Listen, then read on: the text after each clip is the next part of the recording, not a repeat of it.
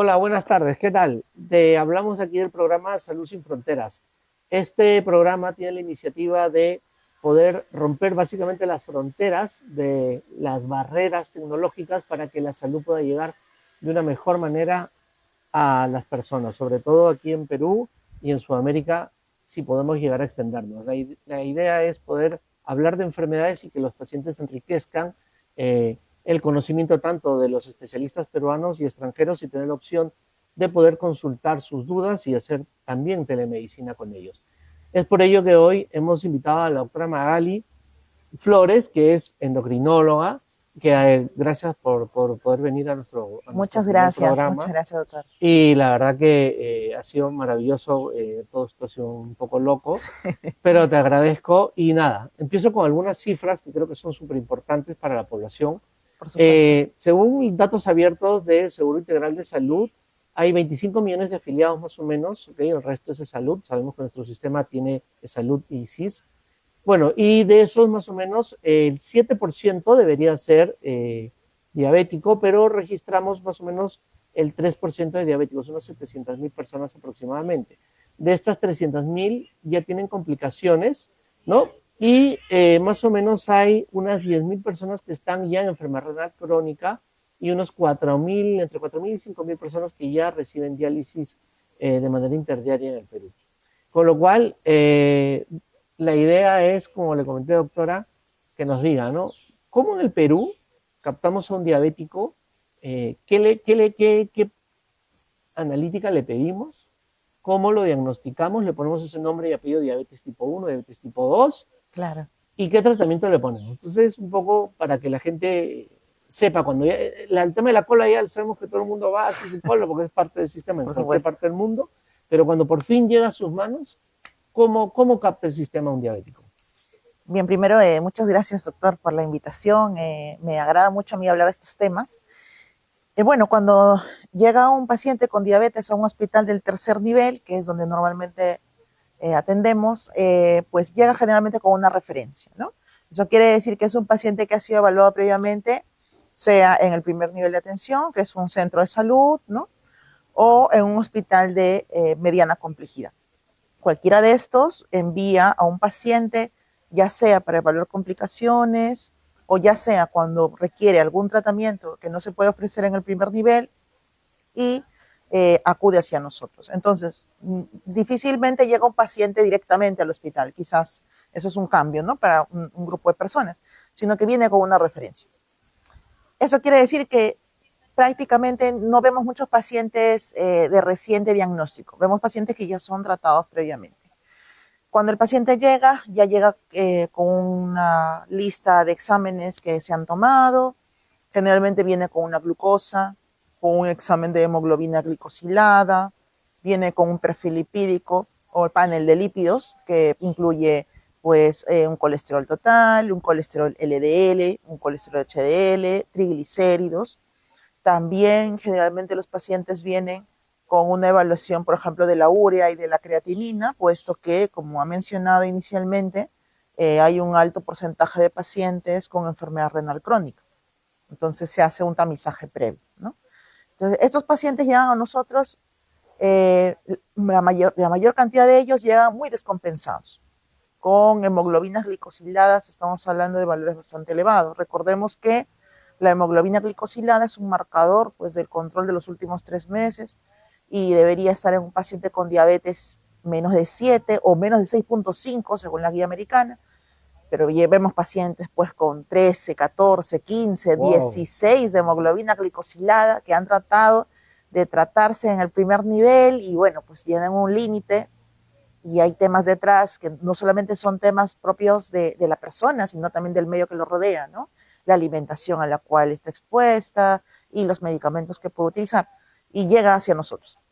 Entonces, a esos pacientes, pues, evidentemente, disponemos en el Ministerio de Salud de varios medicamentos. Todavía estamos en el trámite de algunos modificadores de enfermedad. Sé que hace unos meses ha ingresado, por ejemplo, el uso de los ISGLT2. Ujú.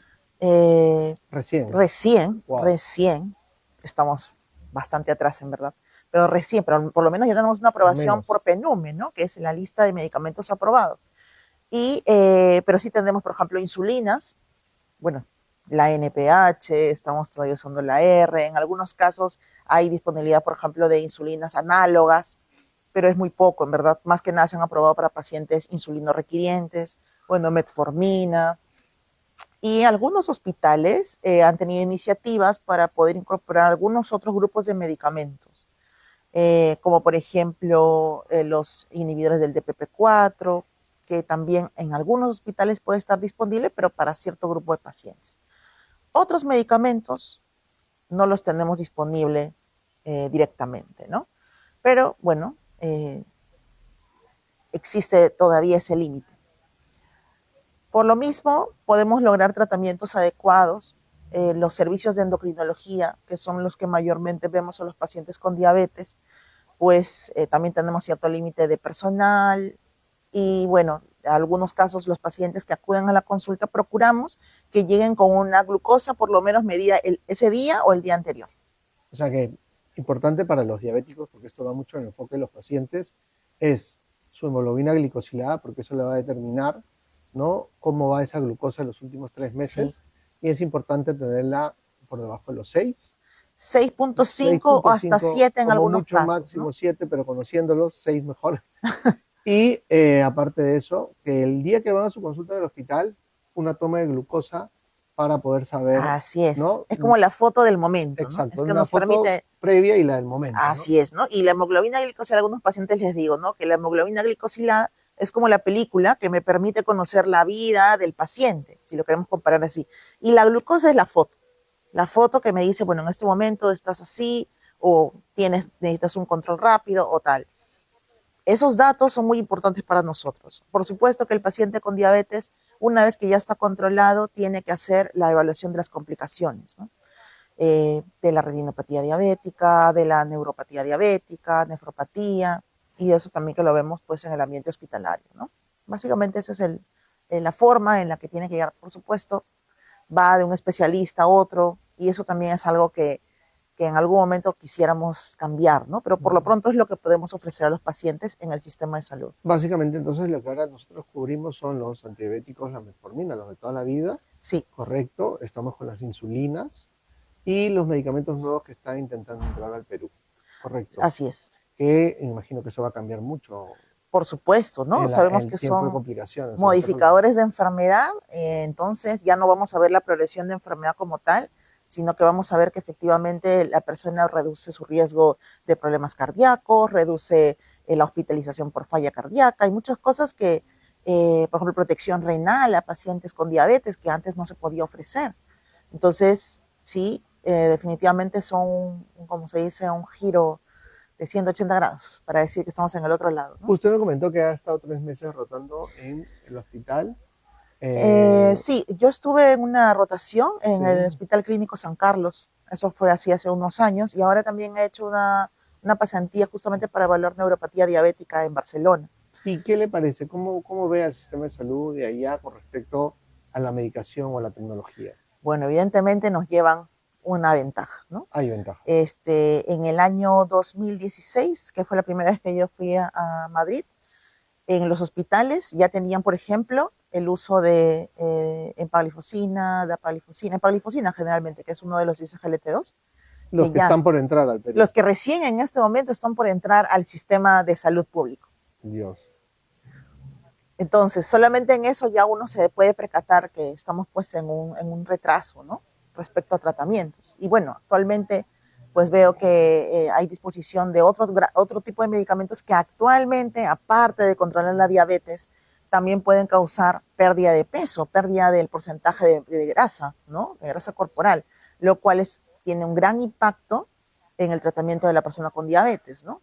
Eso, por ejemplo, pues están limitados su acceso aquí al Perú, generalmente más en privados, no tanto en el sistema público, sin embargo, en una consulta en una ciudad pequeña, ni siquiera en capitales en España, lo ofrecen con toda tranquilidad. Una semaglutida, un tirzepatide está disponible por completo, mientras que aquí todavía no tenemos esos medicamentos ni para la venta en Perú, ¿no? Que la verdad que, y esto es muy importante, porque precisamente la lógica es poder generar el esfuerzo para que el gobierno pueda cubrir este tipo de medicamentos para mejorar las complicaciones de la diabetes, Así porque es. finalmente eso va a generar un ahorro económico, porque las complicaciones es lo que más se gasta en salud, Justamente, ¿no? ¿no? Ese es el enfoque. Ahora, justamente tengo aquí, ustedes lo ven en pantalla, lo tengo yo aquí en el oído, es una persona que yo quiero muchísimo, que es Ricardo José León. Ha sido mi residente en el hospital, o sea, me conoce desde que era R1, yo lo quiero muchísimo.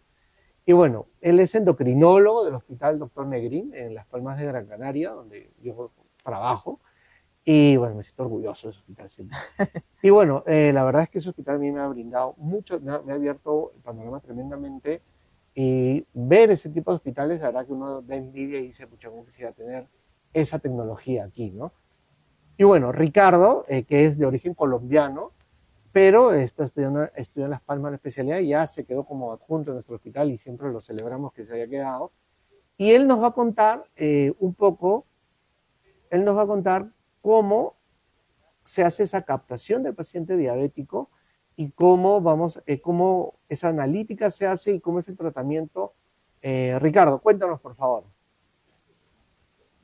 ¿No está Ricardo?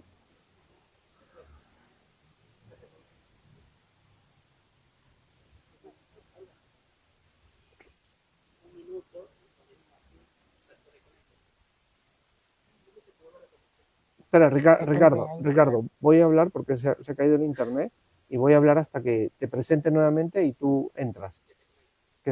Cuando yo te diga te presento, es que te estás conectando. De momento no hay señal, ¿no?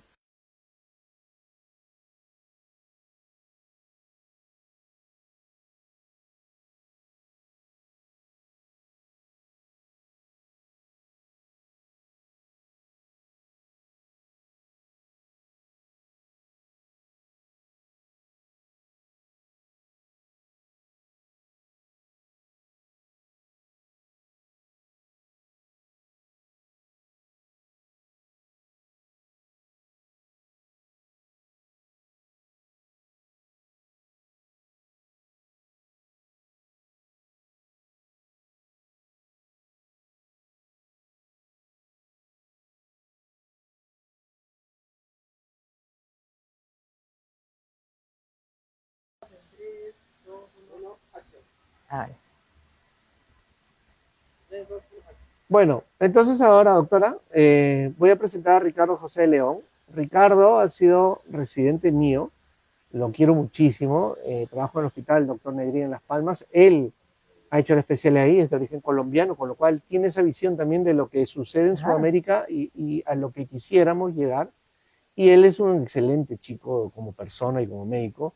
Y bueno, tener esta oportunidad de poder trabajar en este tipo de hospitales con tanta tecnología nos permite realmente a veces envidiar y decir, pucha, ¿cómo quisiéramos tener esto aquí para retrasar las complicaciones? Ricardo, cuéntanos, no cuentes cómo eran nuestras guardias, porque entonces nos vas a dejar mal en público. Cuéntanos, por favor, cómo es esa captación del paciente diabético en España, qué se le pide y con qué lo tratas. Ya escuchaste, ¿no? Cómo aquí eh, estamos con los medicamentos todavía que estamos esperando aprobación, pero cuéntanos tú ahí, por favor, cómo es esto, cómo tú ahí sentado en el hospital, doctor Negrín, cómo ves esto, cómo captas al paciente.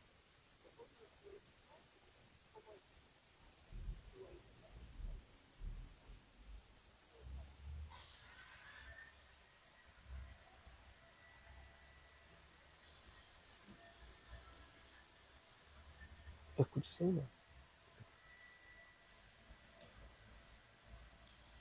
Al otro lado. Al otro lado. Ajá.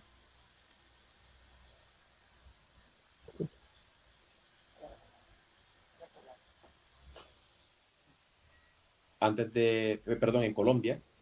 Llegué a trabajar en Colombia como médico general antes de venirme a España y es verdad que la situación de Colombia Okay. es más o menos similar a la del Perú. Ahora sí. En cuanto a que el acceso a los medicamentos es mucho más complicado en el sistema público de salud. Muchas veces la tecnología para los diabéticos no está cubierta, ¿vale? Y en cambio aquí en España hay una cobertura universal del sistema de salud, ¿vale? El sistema sanitario público español le da cobertura universal a todos los ciudadanos, ¿vale? Y se pueden conseguir todo tipo de medicamentos y todo tipo de tecnología prácticamente en todo el territorio nacional, ¿vale?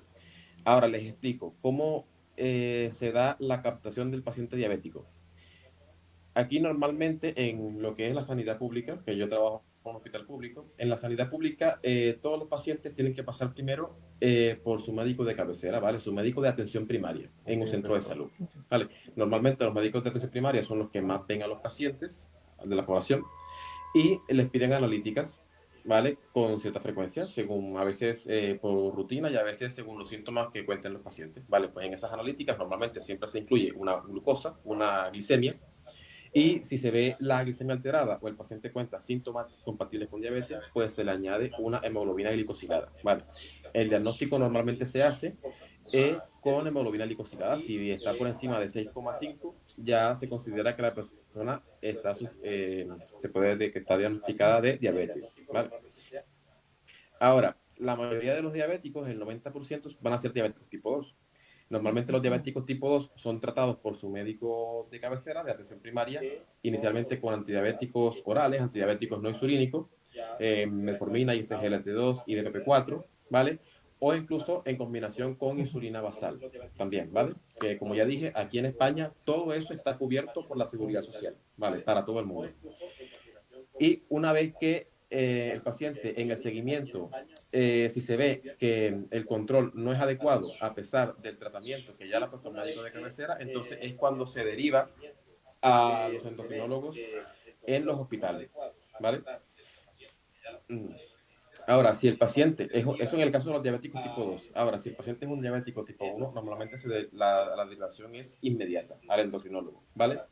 Ahora, otra posibilidad es que el paciente no sea un diabético conocido y llegue a urgencias del hospital con un cuadro de cetoacidosis, por ejemplo, que debute así, en cuyo caso pues ya lo captamos nosotros directamente, porque sabemos que un diabético tipo 1 no puede llevar un control en atención primaria, sino que tiene que llevar control con el endocrinólogo. Y según el paciente, vamos viendo qué terapia es la que más le conviene. Normalmente iniciamos con insulinas, en el caso de los diabéticos tipo 1, insulina basal bolo, ¿vale? Y hay un grupo selecto de pacientes que por sus características se benefician del uso de tecnología como los sensores. Por ejemplo, aquí los sensores también están plenamente financiados. El Freestyle Libre, el Descom, el sensor de Medtronic, etcétera. Cualquier sensor se puede pautar, ¿vale? Con el fin de tener una mejor visión de lo que está ocurriendo con la glicemia de ese paciente. Porque una glucometría, una prueba de glucemia en el dedo capilar, eso normalmente solo nos muestra un momento, ¿vale? Un momento es como una foto, ¿vale? Por seguir la misma analogía que utilizó la doctora, una glicemia capilar es como una foto de ese momento de cómo está el azúcar. Pero no tenemos información de qué es lo que pasa en el resto del tiempo. Entonces, esa información nos la dan los sensores. Ya ver la gráfica de un sensor nos permite ver como un video de todo el día, todos los días de ese paciente, a ver dónde es que está el problema, dónde es que falta insulina, dónde es que sobra insulina, y así podemos aportarle al paciente un control más fino, más estricto, y además se pueden ahorrar los pinchazos en el dedo, que también es una comodidad para el paciente. Y luego, un grupo aún más selecto de pacientes son candidatos también a bomba de insulina, que también está cubierta por la Seguridad Social, pero ya con más restricciones, evidentemente, porque es una terapia más costosa, pero que, bueno, tiene sus indicaciones y no es para todos los pacientes, ¿vale? Ahora, en España, a los diabéticos tipo 2, que les comentaba que no tienen un buen control con su médico de cabecera y que requieren derivación a endocrinología, porque a lo mejor ya son insulinodependientes, ya requieren un basal bolo, que es un manejo más complejo, ya no es suficiente con antidiabéticos orales, etcétera. Ahora en España recién se le están empezando a financiar los sensores también a los diabéticos tipo 1, ¿vale? Antes era solo para tipo 1, ahora también se les están dando a los diabéticos tipo 2, ¿vale? Aún no está financiada la bomba para tipo 2, pero bueno, ya por lo menos con los sensores tenemos muchísima información. Ricardo, ¿Vale? Y y normalmente, sobre eso ¿sí? ahí, ¿cómo le cambia la vida al diabético esta tecnología que son unos parches, ¿no? Que se colocan ahí en el Sí, hombro, ¿no? Correcto. Los sensores son unos parches que se ponen aquí. Bueno, se pueden poner en el brazo, la mayoría de las veces. Hay algunos que se pueden poner también en la barriga para ser un poco más discretos también. Eso va conectado al celular del paciente, ¿vale? Y hace una medición continua de la glucosa intersticial en este caso, ¿vale? Y se lleva el registro en el celular del paciente que se manda a una nube para que luego nosotros en la consulta, en el computador, podamos descargar los datos y verlos. Hombre, esto le cambia muchísimo la vida del paciente porque ya, por un lado, ya no tiene que estarse pinchando el dedo para hacerse glucometrías y por otro lado, puede mirarse el azúcar cuando quiera. Es simplemente cuestión de sacar el celular, abrir, ver cuánto tiene de azúcar y así puede controlar en todo momento cómo es su azúcar, cómo responde su cuerpo a la comida, a la insulina, a esta dosis, a esta otra. Y en un ejemplo práctico, ¿no? En un ejemplo práctico sería, por ejemplo, yo voy conduciendo mi carro, voy con el carro, conduciendo con el coche, y de repente el celular, entiendo, me salta la alarma, ¿no? Una alerta de que la glucosa la tengo baja, y con eso me da tiempo para poder actuar y no perder la conciencia y evitar un accidente. Cosas como esa permite este tipo también de esa es otra parte, ¿vale? Esa es otra característica, otro componente que tienen los sensores efectivamente, que son las alarmas, tanto de glucosa muy alta como de glucosa muy baja, ¿vale? Con lo cual, en el caso, en el ejemplo que te has puesto, que es un muy buen ejemplo, el sensor alerta al paciente de que se le está bajando la glucosa para que pueda actuar y tomarse un dulce o algo antes de llegar a un nivel demasiado bajo que le pueda provocar una pérdida de conciencia y por consiguiente un accidente. O no necesariamente que esté manejando un carro. De noche, por ejemplo, hay muchos diabéticos que tienen hipoglicemias nocturnas, ¿vale? De las que no son conscientes, y una hipoglicemia nocturna es peligrosa porque puede causar la muerte, ¿vale? Entonces el sensor es muy útil ahí porque salta una las hipoglicemias nocturnas. de las que no son conscientes y una hipoglicemia nocturna es peligrosa porque puede causar la muerte, ¿vale? Entonces el sensor es muy útil ahí porque salta una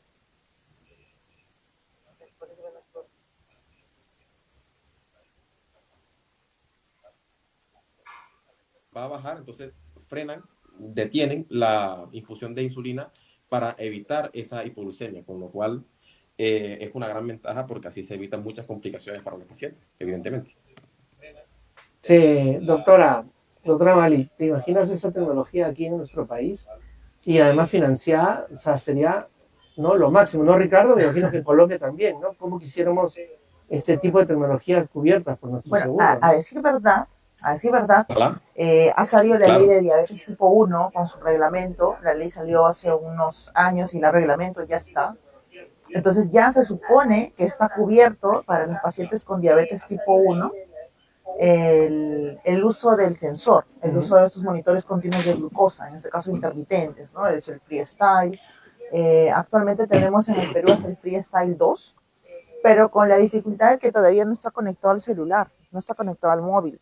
Entonces el paciente tiene que acudir a la consulta con su lector y dárselo al médico y tal, ¿no? Claro. Esa es la única diferencia, bueno, es una diferencia importante, pero según entiendo ya van a habilitar el tema de poder ligarlo al móvil, al celular, ¿no? Pero de tenerlo, sí, lo tienen. Sé que hay hospitales también que han presentado una estadística de pacientes con diabetes tipo 1 diagnosticada, especialmente estamos hablando de niños y adolescentes, y que a ellos se les cubriría el uso de estos monitores. O sea, sí lo hay. Ahora, en la práctica privada definitivamente sí se usa. Y es un cambio de juego, como se dice, ¿no? ¿Cuánto es el costo aquí en Perú de ese tipo de tecnología? Bueno, estamos hablando del costo del sensor y del lector, ¿no? Sí. El sensor que se aplica hacia la piel, como dijo el doctor, bueno, está por los 260, 270 soles. ¿Cuántos sensores son esos?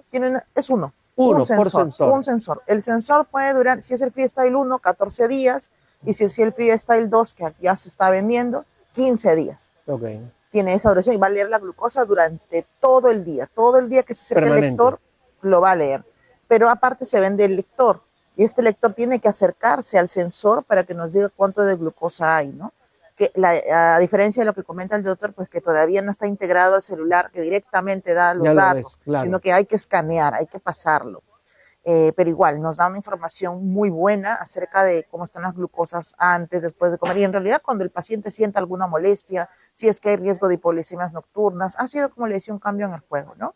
La persona, por ejemplo, ahora puede ver cuánto de glucosa le sube o cuánto sube la glucosa después de comer algo que se supone no le hacía tanto daño o que se supone era algo bueno para él, entonces sabe, ahora ve, mira, ¿sabes qué? Comí tal, Conoce, ¿no? y Mejor su ahora enfermedad. comía tal cantidad de arroz y ahora mira cómo me subió la glucosa, entonces ahora yo tomo la decisión, me empodero como paciente de decidir, ¿sabes qué? Ya no voy a comer esto o voy a comer menor cantidad y ya conozco cómo va mi glucosa, el sistema te manda alertas de hipos y de hipers, entonces hace de que uno tenga más conocimiento sobre la enfermedad y sobre su propio cuerpo, por lo cual es una tecnología muy buena, ¿no? Actualmente.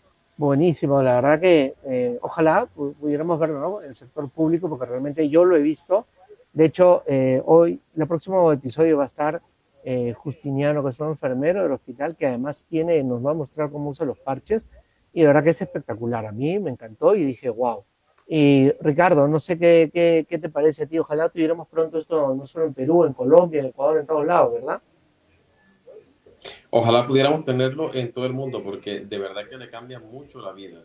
Sobre todo a los pacientes con diabetes tipo 1, con diabetes lábiles, que son bastantes, ¿vale? Les cambia mucho la vida porque así le pierden el temor a la hipoglucemia. Como decía la doctora, se empoderan más como pacientes, se controlan mucho mejor, ya pierden el miedo a salir a lo mejor, porque hay pacientes que dicen, no, es que a mí en cualquier momento me da una bajada, entonces me da vergüenza salir, entonces se aíslan socialmente, tal, todo eso también les mejora mucho. Pues mira, la verdad que por eso es tan importante hablar de las enfermedades. Y mira, ¿no? Como nuestro país, bueno, está en vías de querer llegar a ello y cómo sistemas de salud más avanzados están logrando grandes cambios en el tema de salud. Esta era la intención del podcast, finalmente era para que el paciente pueda valorar y tenga que tener claro cómo tiene que interaccionar con su sistema de salud, qué medicamentos están disponibles en otros lugares del mundo y qué tecnología no está tal vez al alcance público, pero sí en el privado y más o menos los montos para que la gente pueda saber. Y definitivamente, desde esta plataforma la idea es poder empezar dentro de poco a hacer telemedicina con especialistas tanto de Perú y de España para que la gente pueda sumarse a este esfuerzo y poder lograr que ustedes puedan evitarse sus colitas y tener un manejo de su caso más adecuado. La verdad, doctora Magali, ha sido un gusto tenerla aquí, estoy muy Gracias, doctor. contento, le comprometo para ver si otro día nos puede Claro. acompañar. Y Ricardito, a 10.000 kilómetros de distancia, cuídame las palmas, que quiero mucho las palmas también. Y muchas gracias por sé la diferencia horario y el esfuerzo que te genera. Sí. Y te agradezco muchísimo. Bueno, ¿qué te voy a decir? Que tú ya sabes todo lo que pienso y sé de ti. Sí, sí. No, a ti muchas gracias, Carlos, por invitarme a este espacio. Yo encantado de colaborarles y de estar aquí cuando haga falta. Pues eso. Muchas gracias y el próximo capítulo seguiremos hablando de diabetes desde ahora el punto de vista del paciente, cómo el paciente enfrenta con esta tecnología, cómo le cambia el conocer su enfermedad. Muchas gracias y hasta el próximo capítulo. Gracias. Hasta luego. Hasta luego. Muchas gracias.